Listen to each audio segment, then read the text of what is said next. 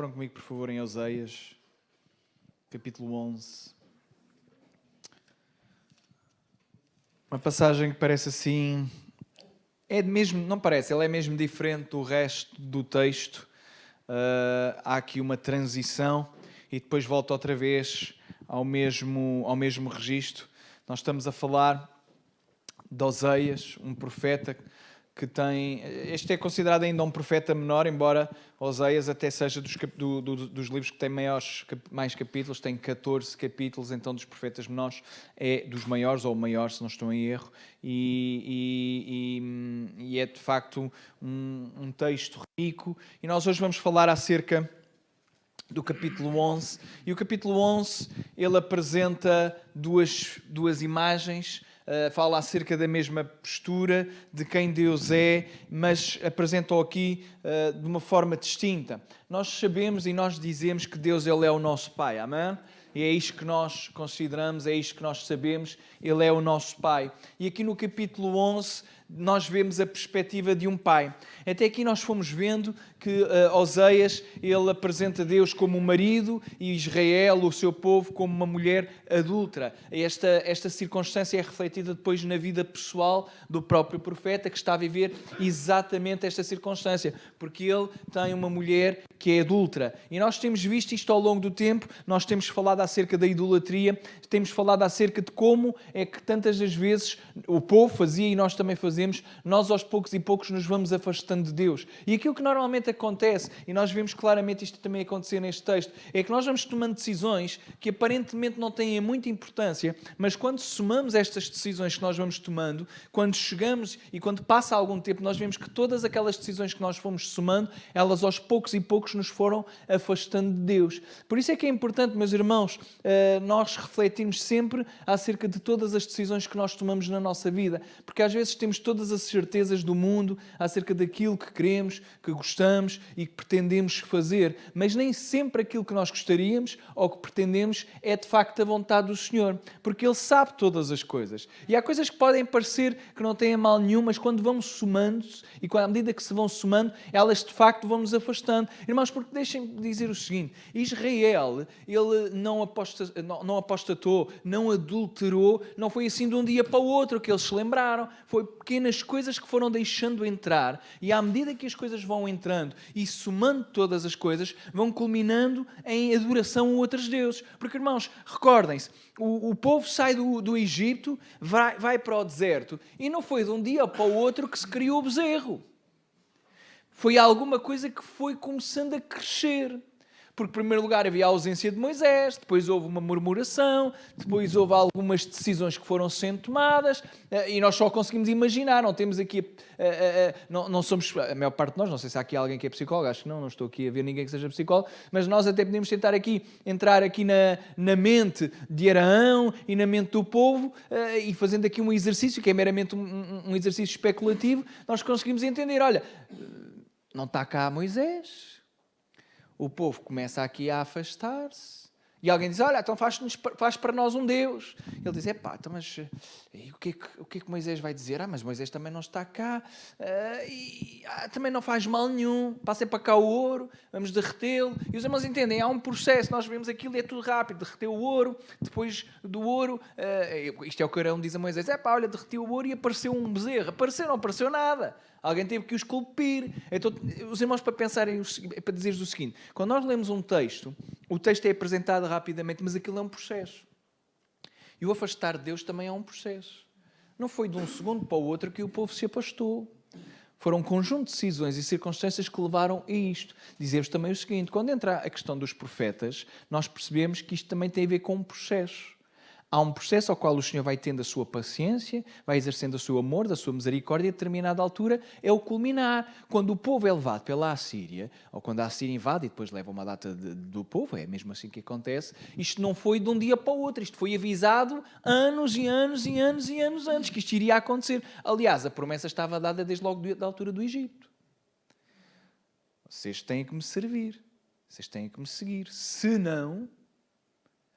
amaldiçoarei a terra, não haverá cultivo. Os irmãos lembram-se disto, e estas coisas depois podem acontecer de várias formas. Então, isto a título de introdução, porque nós vamos falar acerca de Deus como Pai. E um pai nunca quer que o seu filho sofra. Um pai não tem prazer no sofrimento do seu filho. E aqui neste capítulo parece que entra aqui de paraquedas porque nós só estamos a ouvir falar julgamento, julgamento, julgamento e depois no final vai continuar acerca do julgamento. Aliás, este capítulo 11 termina mesmo anunciando e dando a ênfase para aquilo que vai acontecer nos outros capítulos. Mais julgamento.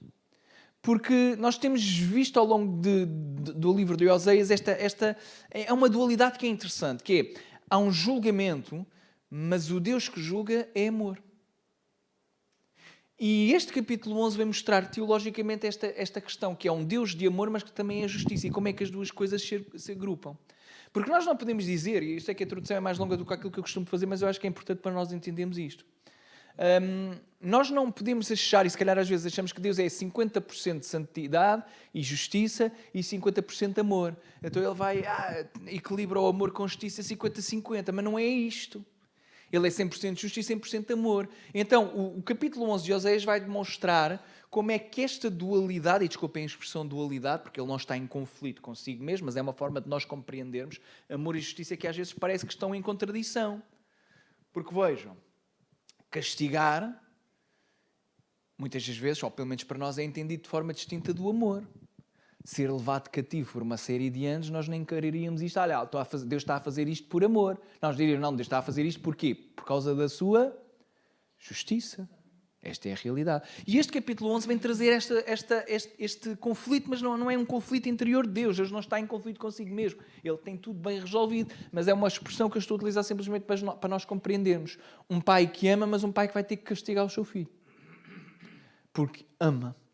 Então, isto é importante porque quando chegamos aqui ao capítulo 11, nós não chegamos aqui por acaso. Estamos a falar de uma mensagem que é mencionada, nós não sabemos quanto tempo é que levou, se isto é tudo dado de uma vez, mas aparentemente não, porque isto vai tendo cronologia, os filhos vão nascendo. Então, é a própria vida do profeta, e são anos e anos, que os filhos também não nascem assim de um dia para o outro, vocês entendem? Eles depois também vão crescendo, há nomes que são dados, depois há mensagens que são dadas. Então isto significa o quê? Que o próprio povo passou por um processo, e neste capítulo 11 nós vemos Deus a falar diretamente para Israel, a nação, e diz assim, quando Israel era menino, eu o amei. É interessante. E do Egito chamei o meu. Este é, aliás, ipsis verbis, uma profecia, um texto que falava profeticamente também acerca, e é uma profecia que é cumprida acerca de Jesus, do Egito chamei o meu filho. Então é interessante porque o primeiro versículo fala, quando Israel era menino. A expressão é de alguém que pode ser uma criança, que pode ser desde ali dos 2, 3 anos até 11, 12, adolescência. Menino é também a ideia, e pode ter aqui o significado também de servo, e as duas coisas agrupadas até fazem sentido, porque diz assim, quando Israel era menino, eu o amei. E o amor de Deus, no hebraico, é essad. E essad não é o amor como nós pensamos atualmente na sociedade. O amor essad, ou a expressão que está aqui de amor, é uma expressão de um amor que só pode ser de facto um amor divino, ao qual Deus também nos chama a relacionar-nos assim, essad para com Ele e essad uns para com os outros, que é o amor sacrificial baseado numa aliança, num relacionamento e num compromisso. O essado, o amor de Deus, não se deixa afetar pelas circunstâncias. Ele é baseado na promessa que foi dada, e vocês conseguem entender só pela expressão a ideia de casamento. Há uma aliança que Deus faz com quem?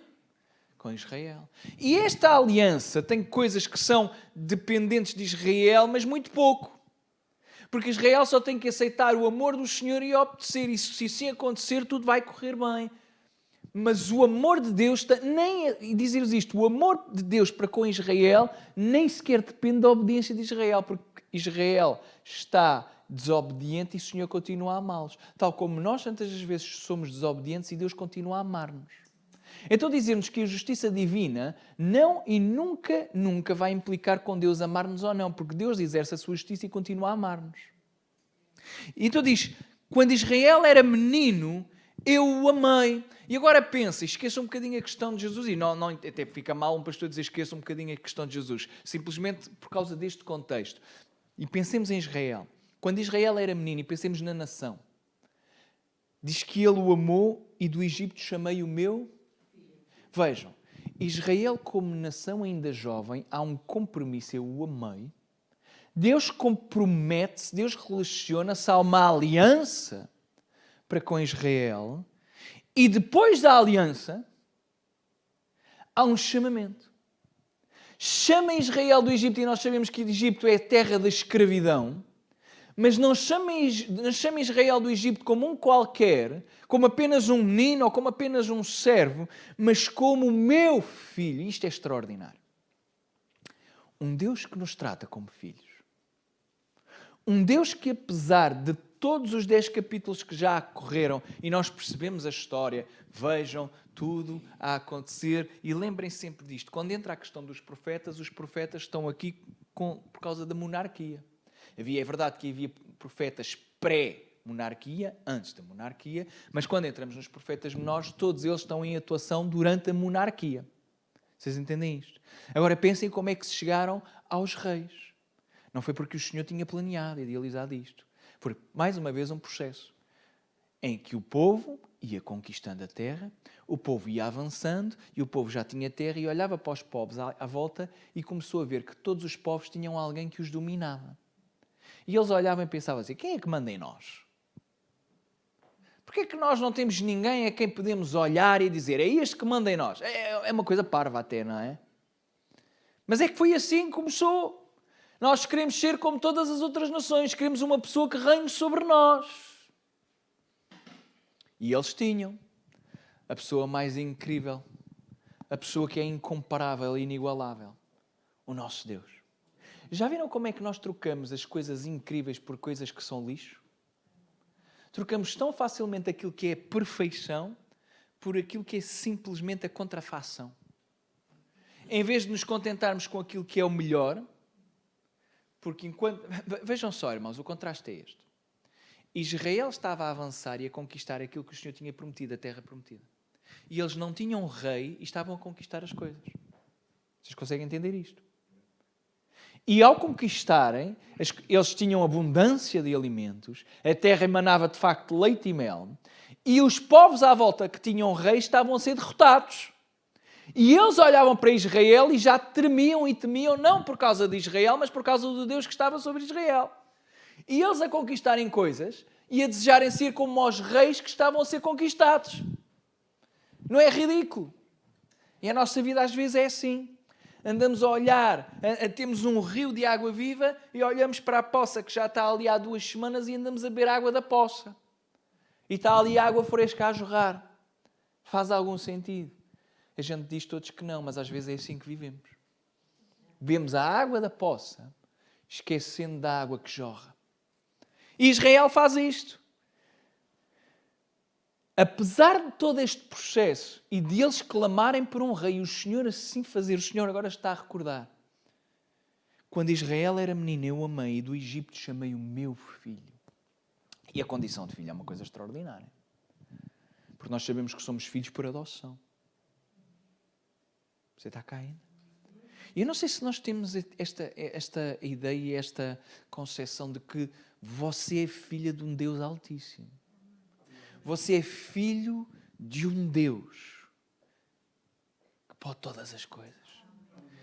E Ele planeou-nos. Ele criou-nos porque assim entendeu. E esta é a nossa segurança. Sabemos que somos filhos de um Deus que nos ama. Amém? Mas como chamavam, assim se iam da sua face. A ideia literal do hebraico é esta. E quanto mais eu chamava Israel, mais ele se afastava. Veja, o primeiro versículo começa: eu desde pequeno amei a Israel e como um filho chamei do Egito. O Egito é a terra da escravidão. Mas quanto mais eu chamava, mais o quê? Mais ele saía. Mais ele se ia. Mais ele se afastava. E a ideia é a de um pai que está a clamar e chamar o seu filho, e o seu filho, em vez de vir na sua direção, começa a correr. Parece aquelas crianças, quando nós dizemos, não vais para aí, anda cá, e em vez de eles virem ter com o pai ou com a mãe, começam a avançar mais para a frente. E quanto mais a gente os chama, mais eles correm para a frente. Não é assim? E então o Senhor está a evocar exatamente esta imagem. Só que não é apenas a imagem de uma criancinha inocente. É de um menino que vai tomando as suas decisões específicas. E pior, vai acrescentando. É que esta criança que está a correr, não está a correr porque está a brincar com o pai, não está a correr porque quer chegar a alguma coisa específica, boa, para ele, mas antes pelo contrário. Diz que quanto mais Deus os chamava, mais eles se voltavam por outros deuses. Quanto mais Deus chamava, mais eles avançavam para Baal, Balaíns.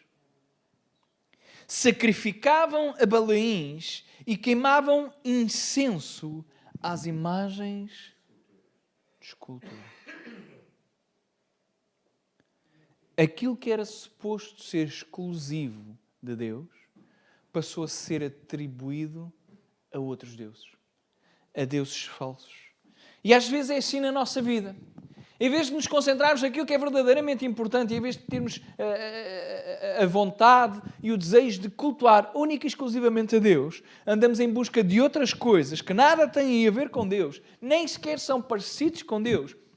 Mas literalmente o que está a acontecer é isto. Há uma postura, falava no domingo de posicionamento que nós temos de ter. A sua posição e o seu posicionamento não era para com Deus. Tudo aquilo que era devido a Deus, as pessoas voluntariamente entregaram a outro. E às vezes é isto que nós fazemos na nossa vida.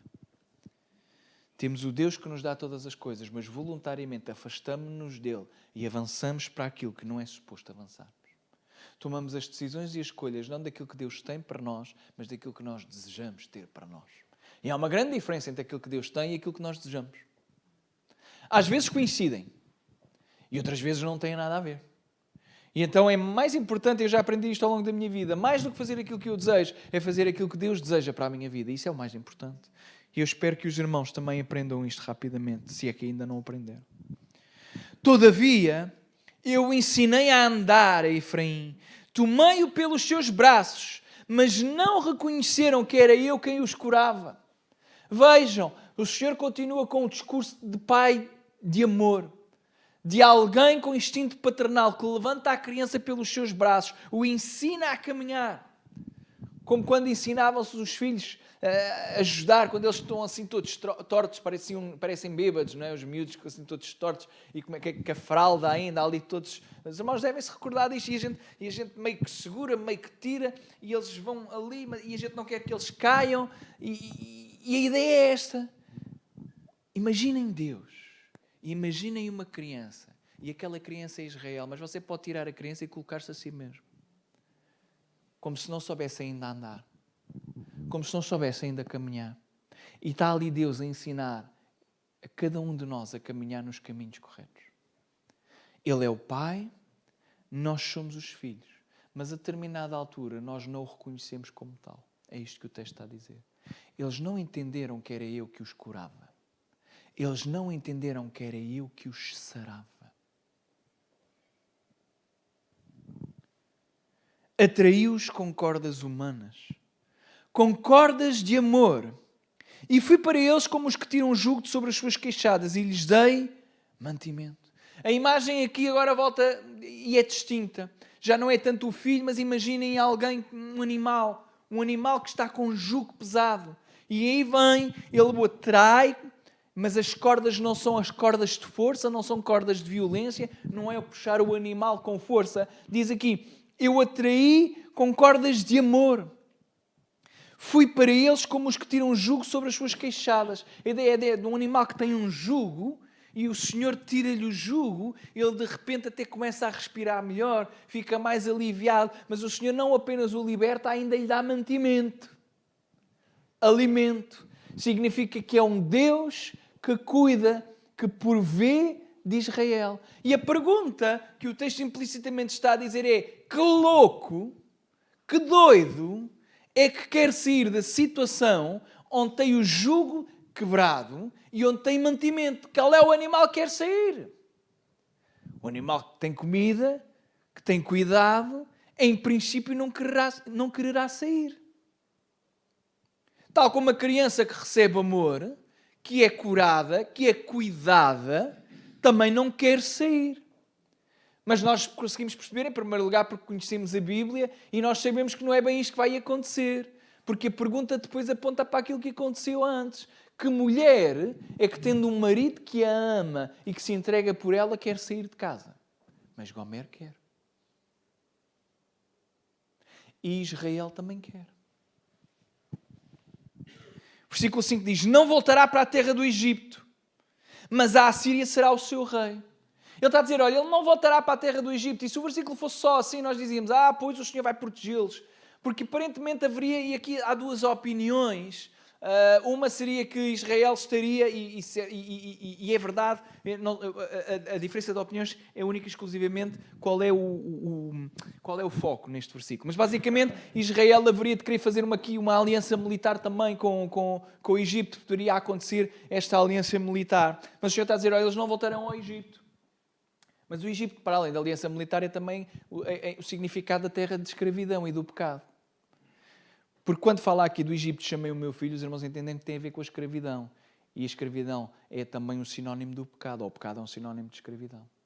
Então diz o Senhor, olha, eu tirei-os do pecado, eu os sarei. É este o contexto, o encadeamento. Mas eles não me reconheceram. Eles agora querem voltar para o Egito, seja para o pecado, ou seja, para a aliança militar, mas eles não vão para lá. O Senhor está a dizer, olha, a escravidão agora não se vai chamar Egito. Vai ser a Assíria. E diz assim, a Assíria será o seu rei. Recordas que eu comecei falando acerca do desejo que eles tinham de ter um rei que dominasse sobre as suas vidas? E agora, Deus está a dizer, queres um rei? Sempre que quiseste um rei, vais ter um rei. A Assíria será o seu rei. E porquê é que isto está a acontecer? Ou melhor, porquê é que isto vai acontecer? Porque ainda não tinha acontecido. Os irmãos têm que pensar neste texto da seguinte forma. Israel está a ser avisado antes disto acontecer. Mas eu já vi tanta gente e já aconselhei tanta gente a que eu aviso, e não é porque sou eu, é simplesmente uma constatação, porque eu também devo ter feito isto a algumas pessoas, em que nós avisamos e dizemos assim, olha, não faças isso, porque isto vai produzir isto. Não vais por aí, porque isto pode correr mal. E o que é que a pessoa faz na mesma? Faz. E faz. E não pode dizer que não foi avisada. Que é uma coisa extraordinária, que é a pessoa que decide fazer e depois tem exatamente a consequência que sabia que ia ter, porque já tinham dito que isso ia acontecer. Não vais por esse caminho. Não vais por aí. Não faças isso. Não avances por esse plano. Não executes isso. E a pessoa diz, faço. Vou. Porque eu é que sei. E porque eu é que sei, espalha-se. E neste caso Israel vai se espalhar. Quem está a dizer isto é Deus. Ora, se Israel não ouve a Deus e se as pessoas não ouvem a Deus, como é que vão ouvir a cada um de nós? Se nem nós às vezes ouvimos Deus, quanto mais os outros. Não voltará para a terra do Egito, mas a Assíria será o seu rei, porque recusam converter-se. Eles recusam converter-se. A palavra converter é voltar o seu caminho para aquilo que Deus tem. E há aqui uma recusa, tal como nós, que somos de dura serviço, tantas vezes recusamos aquilo que Deus tem e quer para nós. E porque eles não se querem converter, porque eles recusam-se a converter, recusam-se a voltar para o caminho do Senhor. Não é apenas a Assíria que será por seu rei. O Senhor vai dizer em que condições é que isto vai acontecer. Ele já tinha dito, mas aqui vai reafirmar. Cairá a espada sobre as suas cidades e consumirá os seus ferrolhos e os devorará por causa dos seus conselhos. Porque o meu povo é inclinado a desviar-se de mim. Veja o que é que Deus está a dizer. Olha, eu olho para o meu povo, ainda o Senhor está a dizer que é o meu povo, meu filho, meu povo. E eles inclinam-se para se desviar de mim. Bem que eles clamam ao Altíssimo, mas nenhum deles o exalta. Veja o que é que ele está a dizer. Olha, com as suas bocas me exaltam, com as suas bocas falam, com as suas bocas dizem que me adoram, mas o seu coração não me cultua. É a ideia de religião pura e dura. Que é fingir que se cultua. Falar, orar, cantar, mas já lá não está o coração. Já lá não está o foco. Já lá não está aquilo que é suposto estar, que é a verdadeira rendição e adoração ao nome do Senhor. Porque o meu povo é inclinado a desviar-se de mim, bem que clamam ao Altíssimo, nenhum deles o exalta. E nós pensaríamos, depois disto, o Senhor vai continuar só. Mas vejam aqui o contraste e aquilo que eu estava a dizer entre santidade e justiça e o amor e compaixão do Senhor. Vejam e pergunto-vos, ou a pergunta que eventualmente poderá estar implícita aqui no texto. Ao lermos isto, o que é que nós diríamos que Israel merecia? Tudo aquilo que o Senhor está a dizer que vai acontecer. Se eles não se arrependem, se eles não se convertem, aquilo que vai acontecer, pergunto-vos, é justo ou é injusto? É justo ou é injusto? Mas vejam o que é que o Senhor faz. E vamos ler outra vez o 7. Porque o meu povo é inclinado a desviar-se de mim, bem que clamam ao Altíssimo, nenhum deles o exalta. Depois diz, como é que eu te vou deixar, ó Efraim? Como é que eu te vou conseguir entregar? Como te faria como Adá, como te poria como Zeboim, está mudado em mim o meu coração, todos os meus pesares juntamente estão acendidos. Literalmente é isto. Israel, como é que eu te vou abandonar? Como é que eu, amando-te tanto e tendo toda a compaixão para contigo, te vou entregar a um destino onde eu não vou intervir? Isto é de um Deus de amor incrível, não é? Não executarei o furor da minha ira. Não voltarei para destruir Efraim, porque eu sou Deus e não sou homem. O santo no meio de ti, eu não entrarei na cidade. Andarão após o Senhor, ele bramará como o leão, bramando ele, os filhos do ocidente temerão. Temerão e virão como um passarinho, os do Egito como uma pomba, os da terra da Assíria, e os farei habitar em suas casas, diz o Senhor. Vejam só o que é que estes versículos significam.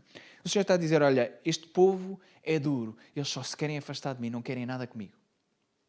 Mas porque eu os amo tanto, e porque eu não funciono como os homens, e sou um Deus santo, eu não vou exercer totalmente o meu furor e não vou destruí-los. E vou fazer o seguinte, vou corrigi-los de uma determinada forma. Em vez de os morder, e desculpem a expressão, eu vou rugir. É a ideia de, e não levem mal, mas é a ideia do cão que ladra com força, mas depois acaba por não morder. O ladrar assusta, mas o que magoa é o morder, vocês entendem? E o que é que o Senhor está a comparar? Eu, como um leão, eu vou bramar, eu vou rugir, e isto vai ser o sinal de julgamento. Eles vão se assustar de tal forma que, vejam, aqueles que estão presos no cativeiro ainda do pecado do Egito vão voltar. Aqueles que estão na Assíria por causa do julgamento vão acabar por voltar também. Significa o seguinte, que apesar do julgamento, aquilo que vai acontecer é um ato de amor profundo. E em vez do Senhor exercer toda a sua medida de ira, que levaria àquilo que é o merecimento, a destruição, o julgamento leva à compaixão. E esta é exatamente a história da cruz. É a história de Jesus. Onde em vez da aniquilação total que nós merecíamos, aquilo que recebemos é a compaixão e o amor. Não porque merecemos, mas por causa da sua graça. Por causa do seu amor. Então ele diz, olha, andarão após o Senhor, isto é, vocês vão acabar por seguir-me. Ele bramará como o leão, e bramando ele, os filhos do ocidente tremerão, isto é, que todos aqueles que ouvem o seu rugido vão tremer. Tremendo virão como um passarinho, os do Egito e como pombos da terra da Assíria. E os farei habitar em suas casas, diz o Senhor. E agora volta outra vez para a questão do julgamento. Porque o nosso Deus é assim mesmo. Ele está a ensinar o povo. Mas está a ensinar uma coisa que é importante e que nós precisamos de aprender. É que por cada ação existe uma reação. E as reações levam depois a consequências. E nós estamos e vivemos numa sociedade que não gosta das consequências. Os irmãos veem isso muito bem. Por exemplo, os irmãos veem isso claramente, que nós não acreditamos na ação e reação. E não acreditamos na lei, nem na termodinâmica, nem nada. Não acreditamos em nada disto. Os irmãos veem, por exemplo, aquelas manifestações. E de repente há alguém que se lembra de atirar uma pedra a um polícia. E quando leva com o cacetete fica muito chocado. Nunca viram isto acontecer? As pessoas ficam chocadas. Só fui vítima de violência. Não é bem assim. Não estou a dizer que não acontece às vezes também. Olha, às Às vezes levam gratuitamente. Eu não estou a dizer que os polícias têm sempre razão, mas eu estou a explicar é simplesmente aquilo que nós vamos vendo. Há manifestações e depois de repente aquilo torna-se violento e de repente vem a polícia e tem que controlar ali o caos e as pessoas ficam muito chocadas porque a polícia é muito violenta. Não, por cada ação há uma reação. E as reações depois levam... Ou normalmente as reações podem ser consequências daquilo que eu faço. As pessoas ficam chocadas. As pessoas dizem aquilo que querem e depois quando alguém contradiz ficam muito ofendidas porque alguém contradisse aquilo que elas disseram. Ela disse aquilo que quis. Quando alguém lhes diz alguma coisa, elas ficam ofendidas. Este é o tipo de sociedade onde nós vivemos. Por isso é que este tipo de pregações e a palavra, a Bíblia, para muita gente não faz qualquer sentido. Porque ela apresenta o mundo tal como Deus o criou. Que é, por as tuas ações, mais tarde ou mais cedo, elas vão virar-se contra nós. As boas não tanto, mas as más certamente. Vimos isto. Quem semeia vento, escolhe. Então aquilo que tu semeias vai escolher. Mas o povo parece que vai... O povo não é parece, nós sabemos que o povo vai ficar surpreendido quando finalmente o julgamento do Senhor chegar. E eu vejo na vida de crentes exatamente a mesma coisa a acontecer. Em que nós tomamos as decisões que queremos, da forma como queremos, e logo ficamos surpresos com as consequências que vêm para a nossa vida. Não deixa de ser estranho. Porque todos nós, pelo menos aqueles que aqui estamos, todos temos um certo grau de maturidade.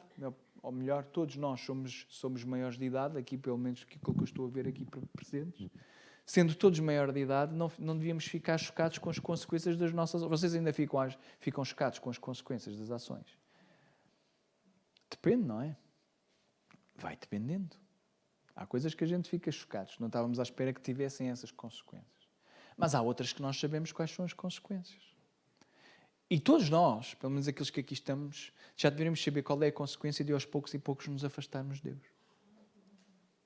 Por isso é que nós nunca deveríamos querer fazê-lo e devíamos estar a refletir continuamente acerca da nossa vida. Se alguma das coisas que nós decidimos, se algum dos planos que nós temos tem a potencialidade ou sequer a possibilidade de nos poder vir afastar de Deus. Porque às vezes parece que são coisas tão pequeninas, mas que depois têm proporções e tomam proporções tão grandes. Mesmo muito grandes.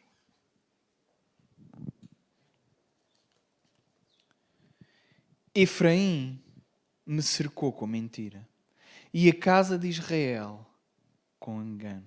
Mas Judá ainda domina com Deus e com o santo está fiel. Mas assim que lermos o capítulo 12, versículo 1, e abram lá só para lermos este versículo. Diz assim, o 11:12 diz assim: Efraim me cercou com mentiras e a casa de Israel com engano, mas Judá ainda domina com Deus e com os santos está fiel. E depois o versículo 1 diz assim: Efraim se apascenta de vento e segue o vento leste. Todo o dia multiplica a mentira e a destruição e fazem aliança com a Assíria e o azeite se leva ao Egito. O versículo 2 diz: O Senhor também com Judá tem contenda. Judá ainda domina com Deus e com o santo está fiel.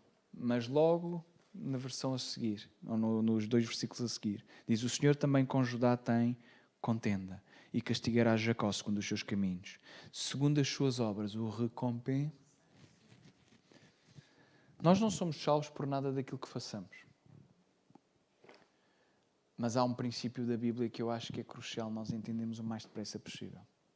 É que os caminhos que tu escolhes vão-te dar as recompensas dos caminhos que tu escolheres. E não podemos ficar chocados quando escolhemos caminhos que nos levam para longe de Deus, cuja recompensa são as recompensas das pessoas que estão longe de Deus. E quem está longe de Deus, a recompensa que ela tem nunca é vida, nunca é bênção e nunca é graça. Mas aqueles que escolhem caminhar no caminho que Deus tem para eles, é sempre o caminho da graça, da misericórdia e da bênção sobre aqueles que são verdadeiramente os seus filhos. Amém, meus irmãos? Então que nós possamos guardar esta palavra de um Deus que é amor, de um Deus que é Pai, de um Deus que quer estar connosco, mas que tantas das vezes nós que somos os seus filhos escolhemos recompensas que não queríamos. mas são as que escolhemos. São aquelas que escolhemos. Faz-me lembrar um sonho que eu lembro-me deste pesadelo, um pesadelo terrível. Não sei se já contei aos irmãos. Há muitos anos atrás, assim, para aí com 13 ou 14 anos. Não, se calhar mais velho, talvez. 15. Pelo menos uns 15 anos eu acho que já tinha. O sonho dos... Eu lembro-me pouco dos pesadelos, mas há pesadelos que nos marcam e que nós, mesmo depois de tantos anos, nós recordamos deles. E tem a ver com a ideia de escolhas e mais das consequências. Mas foi um sonho que me marcou. Eu estava ali, lembro-me, estava na casa dos meus pais e estava a dormir, obviamente, por isso é que estava a sonhar. E a determinada altura, lembro-me, não lembro do sonho todo, mas lembro-me deste pormenor. Basicamente, lembro-me de começar a ver assim a minha casa. Como é que é de explicar aos irmãos? Imaginem que o chão começava a abrir. Vocês estão a ver o chão a abrir e a casa começar toda a ir lá para baixo e eu comecei a ver umas labaredas de fogo, imaginando o inferno, não é? E comecei a ouvir as trombetas e disse, olha, é hoje, é hoje. Só que no meu sonho havia uma coisa que era fácil ser salvo, Gonçalo. Sabes como é que era? Eu tinha 2 botões e um dizia assim, céu, e outro dizia inferno. Só que quando eu vou para carregar no botão certo, que é o céu, eu tropeço e com o cotovelo carrego no inferno. E começa, e é isto mesmo, e é aqui que a casa abre toda. E eu acordei todo suado. Porque, vocês imaginem, não é? Porque aquilo para mim foi vivo, aquilo era um sonho vivo, era como se eu estivesse lá, eu começo a ver assim as labaredas, começo a ver a casa a afundar-se, e eu a carregar no céu, mas aquilo já não funcionava, eu já tinha feito a minha escolha. Vocês entendem? Eu não estou a dizer que aquele sonho era de Deus ou de não, mas que ficou marcado na minha vida, ficou. Eu não queria a consequência. Isto é a aplicação que eu queria dar. Eu não carreguei de propósito, mas eu carreguei lá, vocês entendem? Pode não ter sido porque eu quis, mas eu fui para o sítio, ou ia para o sítio onde eu carreguei o botão. Eu tinha a consequência da minha ação, quer ela tenha sido propositada ou não. E isto é importante, porque na Bíblia também é assim.